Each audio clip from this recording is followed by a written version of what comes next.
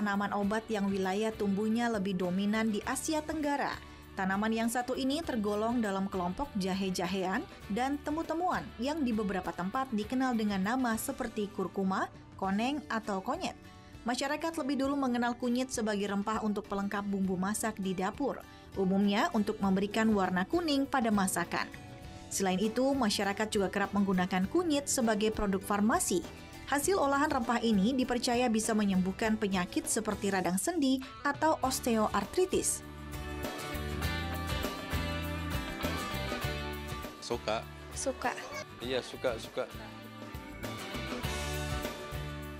Biasa jadi bahan-bahan makanan Padang sih. Biasanya dijadiin pesmol. Jamu. Yang saya tahu sih itu buat pencernaan. Buat mah biasanya. Buat panas dalam sama mah ya, kalau salah.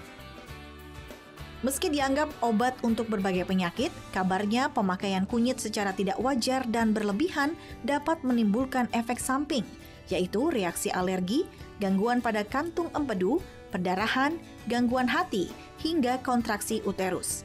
Lantas, berapa dosis konsumsi kunyit yang aman untuk tubuh? Saksikan pembahasannya bersama dokter dalam Ayo Hidup Sehat hari ini.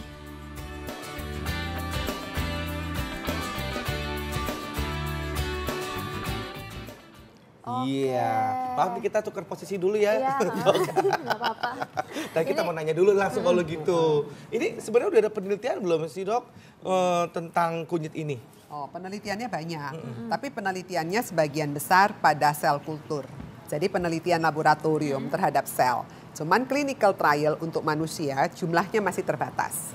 Jadi penggunaan kunyit yang secara tradisional udah turun-temurun 2000 tahun yang lalu loh. Wow. Dan itu ada beberapa publish, artinya sudah dinyatakan penelitian mereka pada tahun 1948. Ini ternyata kunyit punya banyak sekali keuntungan-keuntungan medisnya. Nah, lalu diteliti. Nah, karena mereka lihat, loh kok keuntungannya banyak ya. Dan harganya murah, menjadi makanan tradisional juga atau ya bumbu-bumbu dapur. Maka diambillah penelitian ini. Sekarang mereka mulai fokus. Yang namanya penelitian kan nggak bisa langsung pada manusia. Ada tahapan penelitiannya. Mulai dari sel kultur, nanti pada hewan coba, sampai akhirnya pada manusia. Nah sekarang mereka sudah banyak sekali penelitian pada sel kultur yang di laboratorium dan hewan coba. Pada manusia sudah beberapa yang sudah dirilis dan hasilnya cukup bagus. Oke, dok, ini kan sebenarnya rasa kunyit sendiri kan agak asam dan pahit gitu ya dok ya. Tapi ini masyarakat dari zaman dulu nih percaya bahwa kunyit ini bermanfaat untuk mengatasi asam lambung dok. Ya. Ini fakta atau mitos? Nah sebenarnya ini fakta ya. Tapi fakta yang sebetulnya dia bukan mengatasi asam lambung, tapi dia sangat bagus memperbaiki kalau terjadi luka pada lambung. Jadi kalau misalnya asam lambung yang berlebihan itu kadang-kadang suka bikin luka tukak, bikin tukak ya. Kalau kita istilah kedokterannya kayak ulcer, nah dia ada tukak dan ternyata penelitiannya menyatakan hasilnya cukup bagus, signifikan. Ya. Nah ini ada lagi nih dok, kunyit itu dapat mengurangi gas pada pencernaan, fakta atau mitos dok? Nah ini mitos. Oh mitos, kenapa tuh dok? Jadi ini dia tidak ada kaitannya, perbaikannya paling bagus itu kalau sudah terjadi adanya luka ya. Oh gitu ya, jadi kirain ada yang kentut-kentut gitu kan dok ya. Dikasih kunyit. Nggak ada hubungannya ternyata ya. Nggak ada kaitannya. Oke, ini ada mitos atau fakta lagi nih dok, katanya kunyit ini adalah obat alergi yang alami, fakta atau mitos? Nah ini adalah fakta. Kenapa dok? Kok bisa? Karena ternyata kunyit ini mempunyai banyak sekali efek-efek anti-inflamasi, anti peradangan, antioksidan, dan juga anti alergi ya. Jadi dia cukup bagus. Makanya produk-produk tradisional, bumbu-bumbu tradisional itu dipakai sebanyak mungkin karena ternyata memberikan banyak kesehatan, benefit kesehatan untuk manusia. Kalau untuk anak-anak dok, karena anak saya itu suka biduran gitu tiba-tiba gitu, gimana dok? Nah tergantung ininya dimakan atau dioles. Mungkin nggak tahu deh dok, bagusnya diapain dok untuk menghilangkan alergi itu? Jadi biasanya dimakan. Biasanya dimakan, dibikin dari bagian bumbu masakan. Sekarang kan banyak sekali makanan Indonesia menggunakan kunyit. Contohnya kari, gulai ikan ya, atau ikan masak kuning itu juga mereka masukkan banyak sekali bagus bumbu. Anak-anak bagus juga dan menambah nafsu makan juga pada anak. Nah gitu. Nah ini ada lagi nih dok, ini katanya kunyit ini bersifat analgesik dan juga bisa meredakan nyeri pada saat lagi haid. Nah, kalau buat menghilangkan nyeri pada saat haid, ini memang penelitiannya tidak ada ya. Jadi ini adalah mitos ya. Tapi kunyit ini punya efek yang sangat bagus untuk analgetik. Tapi analgetik apa? Analgetik pada artritis, pada nyeri sendi. Nah, suka dengar orang tua kalau lagi musim hujan nih ya, dengkul sakit, kaki sakit semua. Pasti yang dicari apa? Kunyit. Nah, ternyata turun-temurun sudah dikatakan ini hasilnya bagus. Dan penelitian manusia membuktikan bahwa memang hasilnya bagus. Tapi dosisnya tinggi. Nggak bisa kalau cuma 1 sendok. Penelitian pada manusia dia menggunakan 2 gram kurkumin. Kurkumin itu bukan kunyit loh ya, tapi zat aktif yang ada di dalam kunyit. Artinya si kunyit ini harus diolah dulu, kemudian diekstrak dulu kurkuminnya sebanyak 2 gram. Begitu, baru ada khasiatnya. Baru ada khasiat. Baik dok, nah ini fakta mitos berikutnya yang berada di masyarakat dok, itu kunyit itu adalah bisa menetralisir racun dari tubuh. Ya. Fakta atau mitos itu dok? Nah ini adalah fakta. Kok bisa? Biasanya yang kita sebut sebagai penetralisir racun adalah antioksidan, anti racun, anti inflamasi untuk detox. Iya betul sekali, karena dia kaya sekali antioksidan.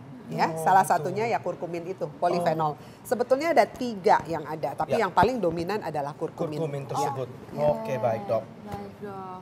Ini masih ada mitos atau fakta berikutnya, katanya kunyit ini dapat mengendalikan gula darah. Fakta atau mitos dok? Ya, ini adalah fakta. Fakta. Tapi harus diingat, jangan kalau mengendalikan terus berpikir, saya makan kunyit aja, nggak usah minum obat dokter. Salah. Ya, jadi dia membantu mengendalikan menjadi lebih baik. Tapi tetap yang namanya pengobatan diabetes ada 4 pilar. Yang pertama edukasi, yang kedua adalah diet, jadi makan harus diatur. Yang ketiga adalah olahraga, jangan lupa bergerak. Yang keempat harus konsultasi dengan dokter. Kalau dokternya bilang harus pakai obat 3 kali sehari, jangan jadi dokter sendiri diganti pakai kunyit 3 kali sehari, ya nggak bisa gitu ya. Nah kemudian kalau misalnya kita mengkonsumsi kunyit dengan gula, gimana tuh dok? Ya, hasilnya bagus juga, madu ya yang mereka teliti, jadi meningkatkan bioavailabilitasnya. Maksudnya penyerapannya di dalam tubuh jadi ikut naik. Oke, baik. Nah ini ada kunyit adalah anti peradangan. Fakta atau mitos dok? Nah ini adalah fakta. Jadi dia sifatnya anti inflamasi. Ini banyak faktanya yang ini bagus fakta, ya. Jadi bisa dipakai untuk radang-radang sendi itu loh. Itu kan kalau lagi sakit sampai nggak bisa jalan. Nah coba dibantu dengan ekstrak dari kurkumin tadi. Nah itu digunakannya gimana nih dok? Dioles atau diminum kah? Nah penelitian mereka adalah dibentuk kapsul. Jadi dipakai karena gramnya 2 gram. Jadi ekstraknya itu ya. Dengan zat kurkuma tadi ya. Kurkumin tadi ya. Oke, baik. Nah ini ada lagi kunyit mengandung zat antibakteri dan anti jamur. Fakta atau mitos itu dok? Nah ini adalah fakta. Fakta lagi. Jadi tahun Waduh, 1948 ini sudah ditemukan bahwa si kunyit ini bisa punya efek antibakteri nih, anti jamur ya. Sampai mereka membuat menjadi ointment, salep. Nah, ya. Kuning-kuning semua tuh. Mereka sudah olah sedemikian ya, diambil zat aktifnya aja. Oke. Jadi nggak akan kuning-kuning ya dok ya? Ada itu ya zat itu tersebut. Oke, masih ada nih. Ini katanya kunyit diyakini dapat menghambat pertumbuhan kanker. Wah, fakta atau mitos ini dok? Nah, gini. Kalau diyakinin ya betul itu adalah fakta ya. Cuman penelitian ini masih terbatas pada penelitian sel kultur. Yang tadi saya bilang banyak sekali untuk kanker head and neck ya. Head and neck artinya kepala leher. Kemudian kanker untuk saluran cerna kolorektal ya, kolon. Lalu kanker untuk payudara itu juga penelitiannya bagus sekali di sel kultur ya. Penelitian pada manusia mereka sedang lakukan. Ada yang memberikan hasil yang bagus, tapi ada juga yang stuck. Jadi yang diem gitu ya. Jadi nggak seindah yang ada di sel kulturnya. Ya, kita harapkan harusnya lebih baik ya. Ya dok ya, mudah-mudahan ya. Baik, nah ini ada lagi nih dok, konsumsi kunyit dapat menurunkan berat badan. Ini pas banget nih buat saya nih dok. Ya betul. Lagi nurunin berat badan. Fakta atau mitos dok? Nah ini mitos. Ya, baru juga mau Iya. konsumsi dok kalau Nah, fakta dok. Ya mitos, cuman mungkin ya, ini udah pernah belum makan kunyit? Pernah dok, itu tadi saya makan kunyit gara-gara salah kirain buat bisa menghilangkan leher, ya. radang tenggorokan, jadi kuning semua gigi saya dok. Rasanya apa ini? Rasanya ya agak Asam pahit asam Pahit-pahit ya, ya, betul, ya, Dok. rasanya pahit. Oh. Nah mungkin rasa pahit inilah yang membuat orang jadi nggak kepengen makan, mungkin. Oh, Tapi oke. faktanya kalau turunkan berat badan tidak. Tidak, Tapi kalau bagus untuk obesitas dalam arti menurunkan efek inflamasi. Jadi gini, orang gendut itu jangan pikirnya enak loh ya. Gendut itu lemaknya banyak. Lemak ini ternyata mengeluarkan banyak kode-kode atau signal-signal yang bersifat inflamasi. Makanya kenapa semua penyakit banyak dikaitan dengan obesitas. Jadi kalau orang gendut, oh ya pantas aja kamu kena jantung. Habisnya gemuk kan gitu ya. Karena dia mengeluarkan signal-signal inflamasi. Nah, si kunyit ini dalam penelitian dia bisa menekan inflamasi signal. Jadi kalau dia keluarin kode sama kunyit ditutup, kodenya nggak nyampe toh ya. Nah, itulah efeknya. Jadi dia bagus menurunkan antiinflamasi, tapi tidak untuk menurunkan berat badan. Oke, baik, Dok. Nih terakhir nih dok, tips-tips untuk masyarakat nih, sebanyak apakah seharusnya konsumsi kunyit setiap hari dan bagaimana cara mengolahnya supaya mendapatkan manfaat yang paling maksimal nih dok? Ya baik, jadi sebetulnya kunyit ini adalah bumbu tradisional yang udah dipakai turun-temurun, artinya cukup aman ya. Jadi semua yang back to nature yang dari nabati umumnya aman. Nah ini berapa banyak kita biasa gunakan hanya sebatas bumbu saja ya, itu boleh digunakan atau batas minuman tradisional, kunyit, asam dan sebagainya. Dan yang harus diingat bahwa kunyit ini penyerapannya dalam tubuh menjadi baik kalau ada temennya. Jadi dia jangan disuruh jalan sendiri ya, digandeng. Nah, yang gandengan paling tinggi menggunakan si lada hitam. Oh, gitu. Nah, tapi selain lada hitam bisa nggak gandengan lain? Bisa pakai madu sedikit. Jangan berlebihan karena madu tetap adalah gula ya. Kemudian jangan lupa diminumnya kapan? Terbaik habis makan. Nah, tadi lihat nggak banyak resep ikan kuning tadi itu ya.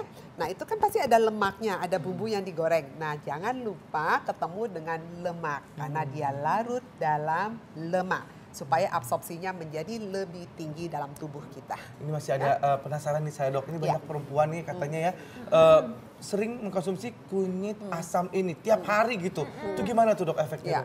Kunyit asam sebetulnya bagus ya, itu minuman tradisional ya. Karena kan dia udah biasanya kunyit asam kan nggak mungkin nggak ada gulanya. Pasti mereka tambahkan ada madunya biasanya ya. Nah itu meningkatkan absorpsinya juga. Monggo aja dipakai. Yang penting pertama harus diingat bahwa madunya jangan terlalu banyak, takutnya gulanya. Yang kedua, selama dia tidak menimbulkan keluhan lainnya, kadang-kadang pada orang yang nggak kuat, dia bisa menimbulkan gejala pencernaan. Rasanya kok perutnya rada kembung ya, suka nyeri, ya kadang-kadang kuning sampai ke tangan-tangan. Nah kalau tidak ada keluhan, monggo diteruskan. Tapi kalau ada keluhan, sebaiknya stop Dihentikan. dulu. Ya. Oke baik, terima kasih banyak dok. Terima kasih, baik. Terima kasih.